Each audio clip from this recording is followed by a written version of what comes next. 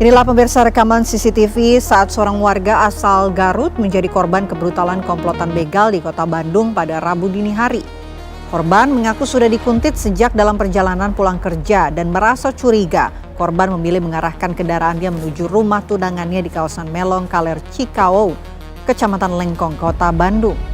Aparat berhasil menangkap 4 pria yang diduga sebagai penagih hutang atau debt collector yang tengah memantau kendaraan bermotor.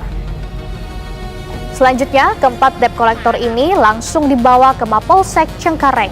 Seorang pemilik hajatan di Purwakarta, Jawa Barat meninggal usai dikeroyok sekelompok preman saat menggelar pesta pernikahan anaknya. Usai diotopsi, jenazah Dadang tiba di rumah duka di kampung halamannya di Desa Depok, Kecamatan Darangdan, Purwakarta, Jawa Barat, Minggu sore. Polisi mengamankan pelaku pungli disertai kekerasan yang menyasar pedagang di Makassar, Sulawesi Selatan. Sementara itu, polisi meringkus seorang preman yang melakukan pemalakan terhadap sopir truk dengan dalih keamanan di kawasan Tanah Abang, Jakarta.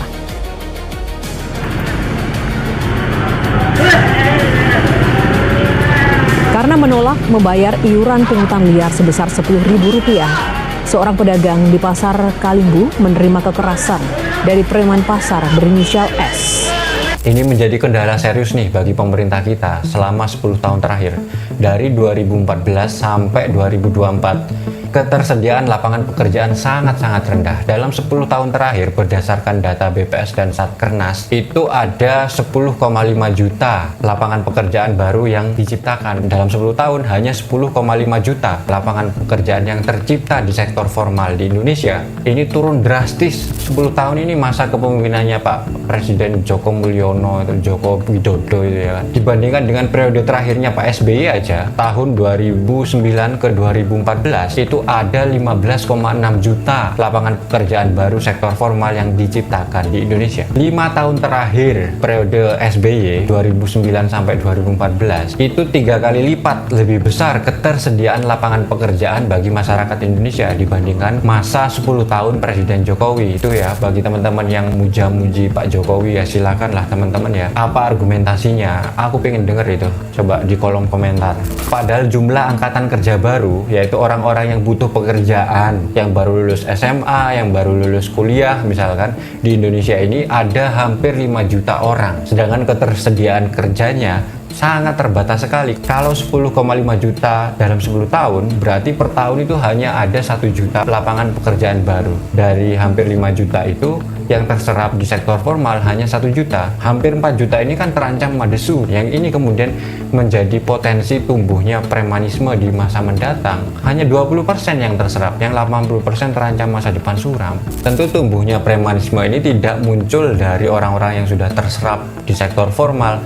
Gila kali ya, sudah jadi PNS, sudah jadi pegawai BUMN misalkan, kemudian menjadi preman, kan tidak mungkin. Pasti ini berasal dari hampir 80% tadi yang tidak terserap di sektor formal. Maka diharapkan pemerintahan Pak Prabowo ini mampu menciptakan peluang pekerjaan baru di sektor formal yang lebih besar daripada Pak Jokowi, atau lebih baik lagi kalau bisa melampaui capaiannya Pak SBY yang 15,6 juta lapangan pekerjaan baru yang diciptakan selama 5 tahun, agar bisa melampaui para pendahulunya ini kayak Pak Jokowi dan Pak SBY. Kita juga bersyukur sekarang mulai ada wacana untuk pembatasan usia kerja. Nah, sebelumnya kan harus fresh graduate itu, di bawah 25 tahun yang bisa terserap di sektor formal misalkan, itu harus dihapuskan. Ini sudah digodok wacananya di Kemenaker, karena itu juga merampas hak masyarakat untuk mendapat pekerjaan. Bagaimana kalau sudah di atas 25, di atas 30, misalnya di atas 40, tapi dia punya skill, dia punya keterampilan yang sebenarnya memenuhi syarat untuk mendapatkan pekerjaan itu. Ini kan kemudian merampas hak masyarakat untuk mendapatkan penghidupan yang layak. Kalau dalam akar-akar lain yang menyebabkan tumbuh suburnya premanisme ini, seperti gagalnya dunia pendidikan untuk pembentukan karakter dan penguatan daya saing misalkan, ya ini memang sudah masalah yang terus-menerus kita alami sejak Indonesia merdeka sampai hari ini. Sumber daya manusia Indonesia itu dipandang masih sangat rendah dan memiliki daya saing yang rendah di mata dunia. Beberapa contoh yang bisa kita sajikan ke teman-teman, kita bisa lihat di sekitar kita lah. Bangsa kita ini, bangsa Indonesia ini, kalau mengirim tenaga kerja itu biasanya tenaga kerja kasar. Kalau dibandingkan dengan Filipina, Vietnam, Singapura, Thailand, kita masih kalah jauh. Mereka itu tenaga kerjanya ketika dikirim ke luar negeri biasanya tenaga kerja yang high skill. Mereka tenaga kerja yang memiliki keterampilan khusus yang kemudian bekerja di luar negeri. Sehingga bangsa Indonesia ini sering diremehkan oleh bangsa yang lain itu dalam hal daya saingnya. Pendidikan gagal untuk membentuk lulusan yang memiliki daya saing yang tinggi. Begitu juga dengan pembentukan karakter. Teman-teman tahu banyak lembaga pendidikan yang mengeluarkan ijazah palsu misalkan. Akar yang lain yang menyebabkan tumbuh suburnya premanisme di Indonesia salah satunya adalah berkurangnya peran para agamawan, tokoh dalam masyarakat untuk mendidik masyarakatnya. Ini sudah kecenderungan yang kita alami dalam beberapa dekade terakhir ya kan. Ada yang mengaku keturunan Nabi tapi hanya diajarkan untuk mencintai dia sebagai zuriyah Nabi, tidak diajarkan untuk mencintai sesama bangsanya, untuk mencintai sesama umat, mencintai sesama manusia, memandang manusia ini semuanya bermartabat. Tidak, fokus hanya untuk semuanya, untuk mencintai dan menghormati kehabaibannya ya. Itu kan disorientasi dalam dakwah. Ini kemudian yang menyebabkan banyak pihak berkurang respectnya terhadap para agamawan. Padahal di sisi yang lain banyak juga agamawan-agamawan yang masih mencerahkan. Kalau kita tahu ada Ustadz Abdul Somad, misalnya Ustadz Adi Hidayat, Gus Baha, dan lain sebagainya. Cuma mereka ini kan hanya beberapa dibanding dengan banyaknya agamawan-agamawan tadi yang bukannya membimbing masyarakat untuk memiliki daya saing, untuk meningkatkan kapasitas sumber daya manusia di Indonesia, malah menyebabkan IQ masyarakat turun berjamaah karena cerita-ceritanya, karena cerita-cerita khayalnya. Nah, yang terakhir yang saya sajikan sebagai akar tumbuhnya premanisme di Indonesia adalah ketidakpercayaan masyarakat terhadap hukum dan aparatur negaranya. Lah, ini bahaya sekali nih. Padahal hukum adalah cara manusia untuk memperoleh keadilan, untuk menyelesaikan persoalan-persoalannya, untuk menyelesaikan sengketa-sengketanya dengan cara-cara yang terhormat dan bermartabat. Nah, bagaimana kalau hukum sendiri tidak bermartabat? Lah, ini yang menjadi persoalan besar kemudian.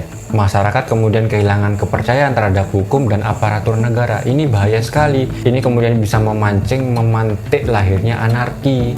Anarki itu teman-teman yang harus pahami adalah satu kondisi ketika orang merasa tidak terikat dengan apapun. Ini yang membuat kemudian negara bisa berujung pada keambrukan gitu. Harapan kita sebagai masyarakat Indonesia berharap betul pada pemerintahan yang baru ini, pada Presiden Prabowo Subianto untuk menata, mengatur ulang dan membenahi masalah-masalah penegakan hukum di Indonesia agar tidak tajam ke bawah tumpul ke atas, agar memberi rasa keadilan kepada masyarakat Indonesia sesuai dengan falsafahnya fiat justitia ruat caelum, tegakkan keadilan, tegakkan hukum walaupun langit akan runtuh.